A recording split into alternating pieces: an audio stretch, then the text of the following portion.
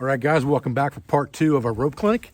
Do me one favor real quick before we start this video. If you haven't subscribed to my channel, do that. If you haven't told a friend about my channel, do that. And then hit the notification bell so that every time I put up a new video, you'll get a notification in your email box. All right, let's get started, guys. Okay, the first thing we should talk about with our rope is how do we seize our rope? And what that means is how do we keep it from unraveling on the ends like this piece of nylon rope is doing here, this braided piece. And paracord is also notorious for that. Once it starts to wear, the ends will start to come out and ravel on you and stick out on the ends and things like that. You want to avoid all of that. So there's a couple ways you can do that. The first one is what's commonly done with paracord is just to burn it to seize it, which means you're going to melt that nylon basically into a black ball.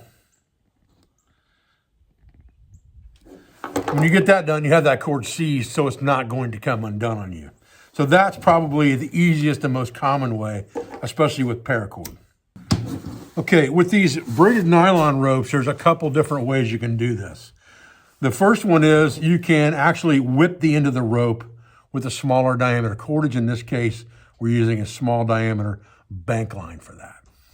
This was called a marline back in the very old days. And the marlin spike or marline spike was actually used for removing or picking off that marline. Over time, the slang became marlin spike. And that's where the marlin spike hitch comes from. The marlin spike was used to create that hitch for a toggle. But this whipping on the end of the rope can be accomplished very easily as well. And all you're going to do with that is, okay, if you want to whip this line, you're going to take a smaller piece of bank line, is what I've got here in my hand for this example, and give myself a little bit of a tail here for a jerk string after the fact. And I'm going to bring this up to the top, and I'm going to begin to whip it down toward that loop at the end, keeping everything as tight as possible all the way down. And you're going to wrap that 15, 20 times probably with a small diameter line. That's really kind of up to you. There's no set rule on that. And once you've wrapped it around as many times as you want to wrap it, you're going to come through the eye of that loop that you created here. Kind of hold everything in place for a minute and then come over and grab this tail, pull the loop down and jerk that string down inside the wrapping, just like this, good and snug. And then you can trim everything up with your knife. And you can melt that down if you'd like with your lighter, because it is nylon. And then you can trim this off evenly.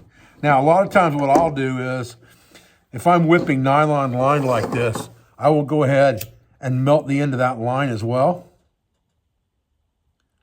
Right there at the wrap, just like this. And that just makes a nice, tidy seize on the end of that nylon line. So that's what I generally do with mine. Now, also, I've got a piece here that I just put a piece of shrink wrap on it. So this is just a piece of shrink tubing like you buy off the internet. That's the right diameter for this cordage. I just cut a chunk of it off, slid it over the line, and then heated it up with a heat gun or a lighter to shrink wrap it around the end, and then I melted or seized the end of it into it with a lighter. And that works just fine as well. It's just not as traditional looking, per se, as the whipping is. Now, the other thing you can do with this for field expediency is you could just use a piece of black Gorilla tape, and this is a 1-inch roll. So it's about the perfect size for that. And you only need a couple inches of that. And just neatly wrap that around as tight as you can. Just like that.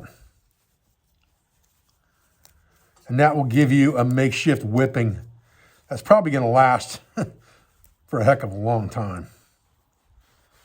And then you can do the same thing by trimming this fairly close with your knife and seasoning the end by melting it into the tape there.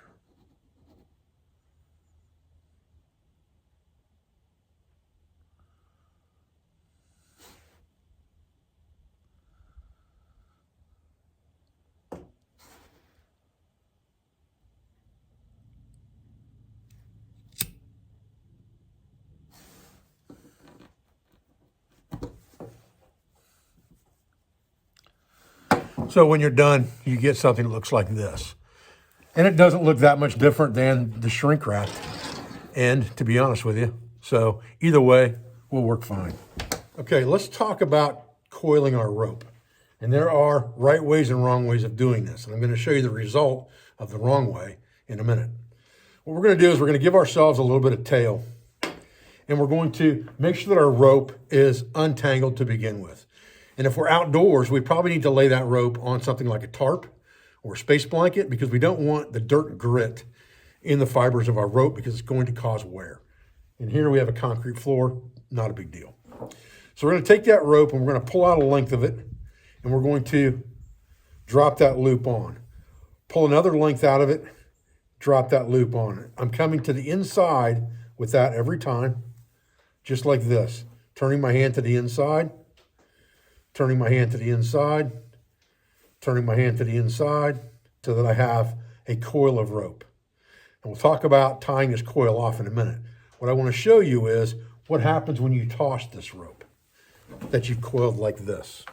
So I'm going to adjust this camera a little bit. You're going to see that if I take this tail and I just toss this coil, it's going to come undone in very straight line fashion with no kinks or wraps in the rope. And so now if I take this rope and instead of coiling it properly, I just do this around the elbow, around the arm, like people do. What I'm doing is I'm twisting that rope with every one of those turns. And so now when I take this end and I try to throw this rope, it's going to end up in a tangled mess. You see down here at the bottom, what we've got now is we've got this train wreck, because we've twisted the rope and it's twisting on itself as it's untangling and turning into a mess. So this time we're going to give ourselves some tail, and we're going to do it the proper way, keeping our coils the same size as we go. Or at least as close to the same size as we can. So we end up with this. Now what we're going to do is we're going to take the tail end of this rope, and we're going to make sure that the tail's to the bottom. We're going down. And we're going to start mid-rope, and we're going to wrap up the rope. And once we get a couple wraps on there, we can kind of let that coil lay in our hand to get a decently tight wrap on that coil. And we still need to leave ourselves a little bit of tail at the end of this. But now what we've got is we've got a nice tidy set of loops here. And we're going to take this line the next time we come around, and instead of coiling around the rope, we're going to go inside the loop, just like this, and dress that down against the rest of the rope. And we're going to do that one more time. All right, so once you've got that second half hitch on the inside of your coils, again, you're going to come around the entire rope, and you're going to just put a half hitch in there and drop it in, just like that. Tighten everything down, dress it up, and now you've got a good, neat coil of rope that's ready to be stored. Okay, so let's talk about Hankin cordage in the case of like a paracord ridgeline or a paracord utility rope. So we've got the end of our line that's got our end of the line loop in it, whatever loop you choose to use there. You're going to drop that loop between your pinky and your ring finger and just leave it hang. Then you're going to come around and spread your hand out as far as it will go, and you're going to create figure eights around your pinky finger and your thumb, just like this.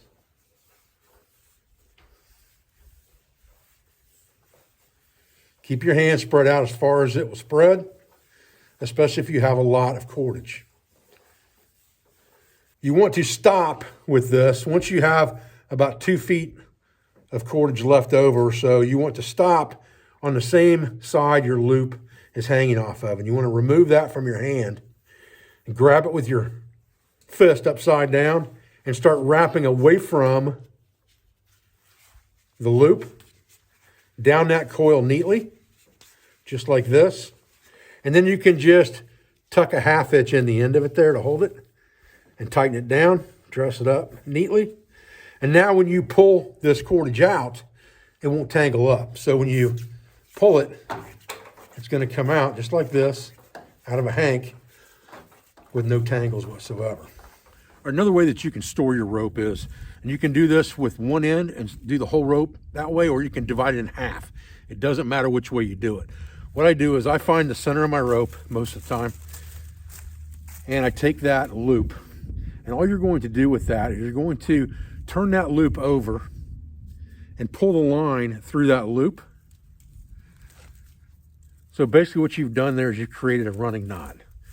So you're turning it over and you're pulling the running end through that loop, and this loop will be at the top. And then you're just going to consecutively take those and pull them through that running knot, just like this.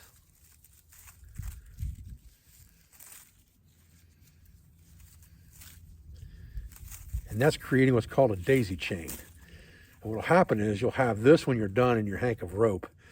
And because it's a running knot, when you pull on that, all of it will come undone, just like that. And when you get to that last loop in the line, all you need to do is run those two tails through it and pull it down tight, and that will lock it off. And you can store 30 feet of rope pretty quick and easy like that. I do realize, guys, that there are some redundancies here, and there's going to be redundancies in videos that I've shot in the past, videos my instructors have shot in the past. But to get a full kind of a rope clinic, I have to kind of cover all of these things, even if they've been covered in the recent past. So bear with me on that. The last thing I want to talk to you guys about in segment 2 here is I want to begin to work with the rope a little bit. And I want to talk about the difference between slip knots and stop knots, because 99% of people out there do not understand what a slip knot is versus a stop knot and a running knot. So let's talk about that real quick. All right. So what we need to understand is that what most people call a slip knot is a running knot. A slip knot can only be used on a stop knot. So that means a knot that I'm using to stop it from being either pulled through something or pulled out of something. If I take this line and put a loop, an overhand loop in this line, and I then come through with the tail and take a bite of line through that loop and lock it down, just like this, that is a slip knot on a stop knot. In other words, if this is my loaded end of the rope and I pull against this, that knot doesn't come undone and it creates a stop. But if I pull that slip loop, it comes undone and will release. That's a slip knot on a stop knot. On the other hand, if I take a loop of rope and I pull the standing end of that rope through it like this, it looks very similar. But now, if I try to use that as a stop knot, it comes completely undone by itself. That's called a running knot. That running knot is going to be the basis for lots and lots of other things, and that's why it's good to understand what that is. This is not a slip knot. It's called a running knot. It will run off if it's pulled on. Again, on the other hand, if I turn this over and I take the working end of that rope through the loop and tighten that down, now I have what's called a stop knot with a slip knot. The slip knot comes out with the working end of the rope, not the standing end. All right, guys, I appreciate you joining me out here for part 2 on a rope clinic. And remember, hit the subscribe button, hit the notification bell. I appreciate your views. I appreciate your support. I thank you for everything you do for our school, for our family, and for our business, for all our sponsors, instructors, affiliates, and friends. And I'll be back with another video as soon as I can. Thanks, guys.